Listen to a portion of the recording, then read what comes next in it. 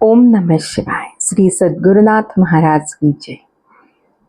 आई कलावती देवी बाय राधिका जोशी ह्या आपल्या यूट्यूब चॅनलमध्ये मी आपणा सर्वांचं स्वागत करते. आज विजयादशमी.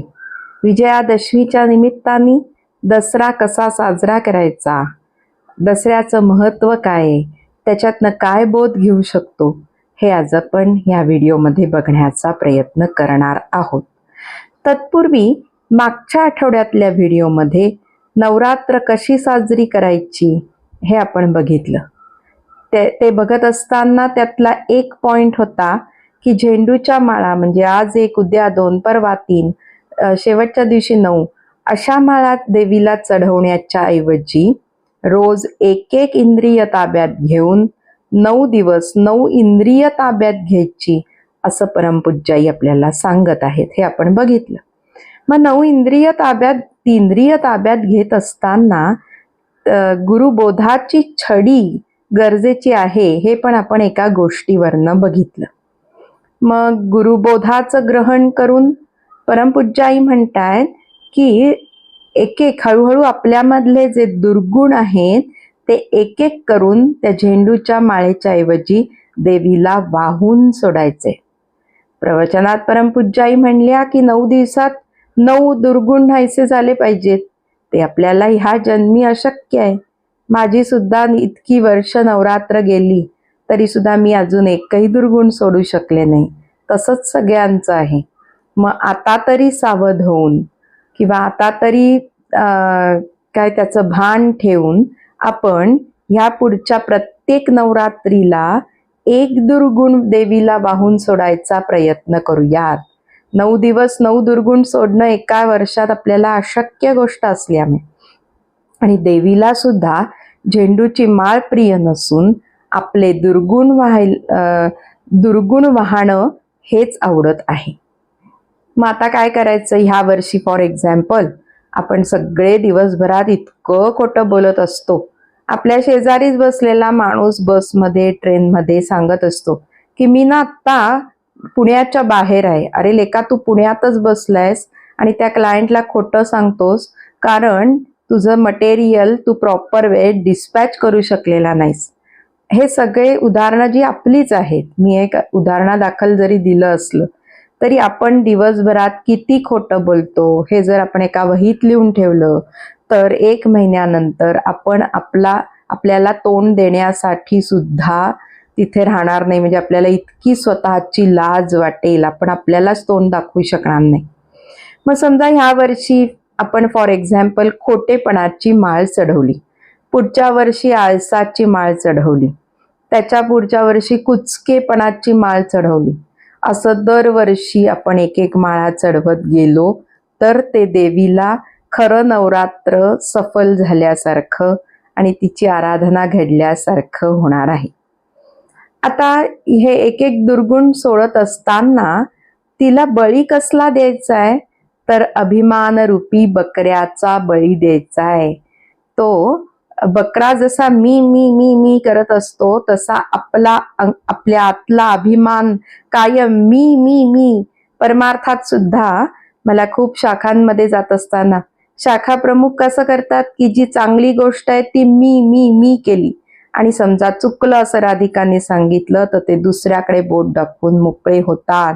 म्हणजे आपला जो अभिमान आहे की हे मी केलं हे मी केलं हे मी केलं तसा तो बकरा जसा करतो तसा आपल्याला त्या अभिमानरूपी बकऱ्याचा बळी द्यायचा आहे आणि दारूची गुंगी न चढवता हरिनामाची म्हणजे आपल्याला काय ज्या प्रथा आहेत ना घाणेरड्या की बकऱ्याचा बळी देऊन दारू पिऊन मस्त होऊन जायचं, तसं न करता अभिमानरूपी बकऱ्याचा बळी देऊन हरिनामाची गुंगी चढवणं ह्याला नवरात्रीची आराधना असं आपण म्हणू शकतो.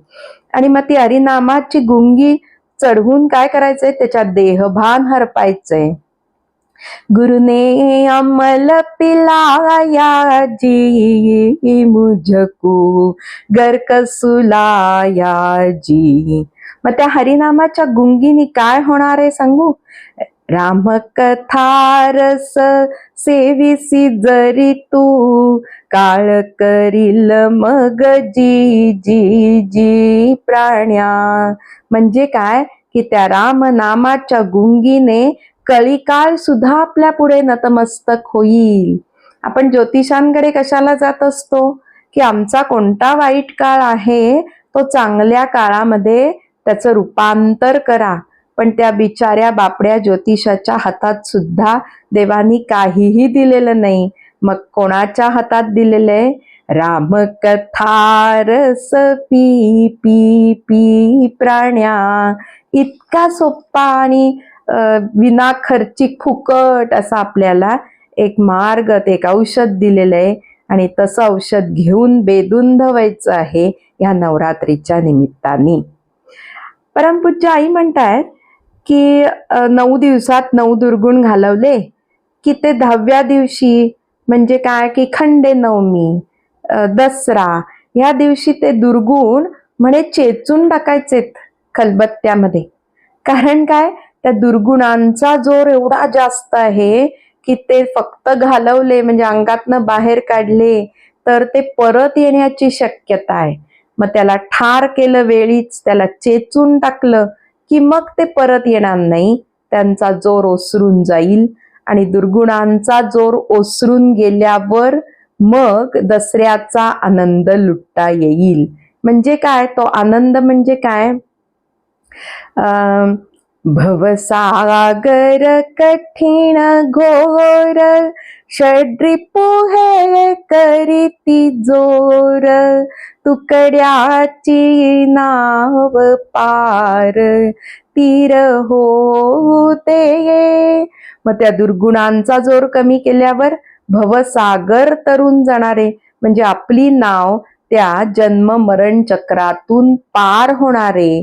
आणि ज्या वेळेला आपण भवसागर तरून जाणार म्हणजेच आनंदी आनंद आपल्या आयुष्यात येणार. आणि असा दसऱ्याच्या दिवशी त्या दुर्गुणांना घालवून म्हणजे त्यांना ठार करून असा आनंद दसऱ्याच्या दिवशी लुटायचा आहे असं परमपूज्य आई सांगतायत. म्हणजे आतमधली घाण काढून शुद्ध करून तो आनंद लुटायचा आहे. मग ह्याच दिवशी रामरायांनी रावणाचा वध केला. मग राम म्हणजे कोण की अतिशय आनंद देणारा. अशा रामाचं मंगलमय नाम घेऊन आपल्याला भवसागर तरून जायचंय म्हणजे आनंद लुटायचाय म्हणजे दसरा असं परमपूज्याई म्हणतात. मंगलमय नाम तुझे सतत गाऊ दे. आता आज दसरा, विजयादशमी. मग अश्विन शुद्ध दशमीच्या दिवशी प्रभू रामचंद्रांनी रावणाचा वध केला. आता ह्या दशसंख्येला धरूनच रामप्रभू आणि रावणांचा उल्लेख आहे. बघा हा, अश्विन शुद्ध दशमी ही एक दशसंख्येतला भाग आणि दुसरा म्हणजे आपण रामाला दाशरथी असं म्हणतो आणि रावणाला दशमुखी असं म्हणतो. मग राम म्हणजे मी आत्ता सांगितलं की आनंद देणारा आत्मा राम. मग त्याला दाशरथी का म्हटलंय हे उपनिषदांमध्ये याचं वर्णन केलेलं आहे. मग शरीराला रथाची उपमा दिलीये बर का, सावकाशपणे ऐका. शरीराला रथाची उपमा दिलीये. आपला आत्मा म्हणजे तो रथाचा स्वामी आहे. त्याच्यानंतर सारथी म्हणजे आपली बुद्धी आणि मन हे लगाम झालेत. आणि आपली जी 10 इंद्रिय आहेत त्यांना त्या रथाच्या घोड्यांची उपमा दिलेली आहे. आता दाशरथी काय हे आपण बघत आहोत. मग या 10 इंद्रियांपैकी एका इंद्रियांवर जो विजय मिळवतो त्याला एकरथी असं म्हणतात. आणि दशेंद्रियांवर जो विजय मिळवतो, जो त्याच्यावर कंट्रोल म्हणजे त्यांना ताब्यात घेतो तो म्हणजे दाशरथी म्हणजेच प्रभू रामचंद्र. आता रावण दशमुखी का बरं? तर रावण हा एक ब्राह्मण आणि अतिशय विद्वान पंडित होता. त्याला दशग्रंथ मुखोद्गत होते. पण त्या ज्ञानाचा त्याला अतिशय अहंकार आणि गर्व झालेला होता. मग परमपूज्य आई म्हणतात की खरीच त्याला दशमुखी म्हणजे खरोखर त्याला 10 तोंड नसून त्याला 10 प्रकारचा अभिमान झाला होता. म्हणजे आपल्याला म्हणजे साधकाला या सर्वातनं काय बोध घ्यायचा आहे की साधना केल्यावर फॉर एक्झाम्पल मी परमपूज्य आईंच्या मार्गात 50 वर्ष आहे किंवा मला परमपूज्य आईंचा सहवास मिळालाय किंवा मी परमपूज्य आईंकडनं प्रत्यक्ष अनुग्रह घेतलेला आहे किंवा परमपूज्य आईंचा बोध मला इतरांना अतिशय छान पद्धतीने समजावून देता येतो किंवा परमार्थ मार्गात मला आता ज्ञान प्राप्त झालेलं आहे इत्यादी इत्यादी साधकाला अहंकार किंवा गर्व उत्पन्न होऊ शकतो. मग आता इथे हा असुर रावण म्हणजे दुसरा कोणी नसून ज्ञान आणि शक्तीमुळे गर्व मदान्वित झालेली साधकाची अहंकारी वृत्ती आहे तो रावण, म्हणजे दुसरा तिसरा कोणी माणूस नसून. मग इथे सावध साधकाला म्हणजे दाशरथी रामाला स्वतःच्या अहंकारी वृत्तीचं दहन करायचं आहे, कारण ते अहंकारी वृत्तीचं दहन केल्याशिवाय साधकाला साधनेत विजय मिळू शकत नाही. मग साधकाच्या या असुरी वृत्तींवरील विजय म्हणजे विजयादशमी. मग इथे रामाने रावणाला मारले आहे म्हणजे काय केलंय, स्वतःमधील अहंकारी वृत्तीला मारलंय आणि त्या अहंकाराला मारून रामरायांनी अधिक ज्ञान प्राप्त करण्याचा मार्ग मोकळा करून घेतलेला आहे. देवीने सुद्धा काय केलं, असंख्य राक्षसांचा वध केलाय किंवा महिषासुरासारख्या दैत्याचा वध केलाय. म्हणजे काय हो की देवीची लढाई सुद्धा आत्म्याचं ज्ञान प्राप्त करण्यासाठी आहे. आपल्यामध्ये असलेल्या नकारात्मक गुणांविरुद्ध तिची लढाई इथे सूचित होत आहे. त्यामुळे दुर्गुणांना ठार करून ज्ञान प्राप्ती करून घेण्यासाठी रामचंद्रांनी किंवा देवीने सुद्धा ही लढाई केलेली आहे. मग तुम्हाला वाटेल की दुर्गुणांना ठार करून ज्ञान प्राप्ती करून घ्यायची काय बरं गरज आहे, ते आता आपण थोडक्यात बघूया. असं केल्याने काय होतं, त्याचा फायदा काय आहे हे आपण कळल्यावरच त्या दृष्टीने प्रयत्न सुरू करणार. आता ज्ञानप्राप्ती करून घ्यायचं कारण की ज्ञान आलं की दुःख जात आहे.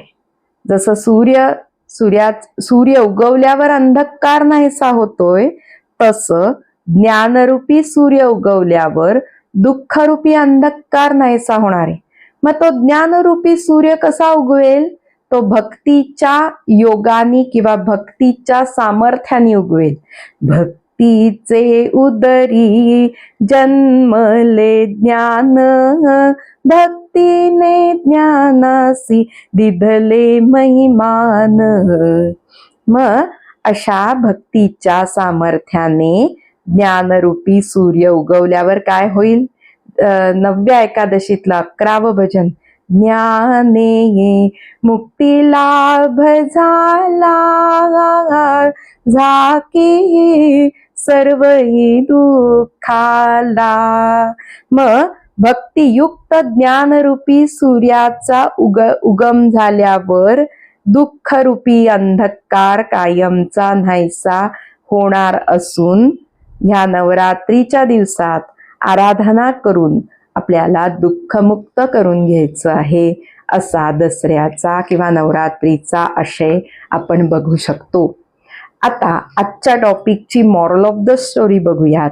साधकाच्या असुरी वृत्तींवरील विजय म्हणजे विजयादशमी हे लक्षात आलंय आता आपल्या. मग साधकाला जर साधनेत प्रगती करायची असेल तर आपल्या ज्ञानाचा अहंकार न धरता त्याने अतिशय नम्र आणि लीन राहिलं पाहिजे. हा रावण वधाचा आशय आपण इथे बघू शकतो. तसंच सीमोल्लंघन कोणतं करायचंय, तर साधारण मानवाच्या ज्या मर्यादा आहेत किंवा सीमा आहेत त्या साधकाला ओलांडून जाण्याचं सीमोल्लंघन इथे अपेक्षित आहे. आणि ज्ञानाची ज्ञानाचं सुवर्ण प्राप्त करून ते सुवर्ण लुटणं किंवा इतरांना देणं हे इथे दसऱ्याच्या दिवशी संतांना अपेक्षित आहे.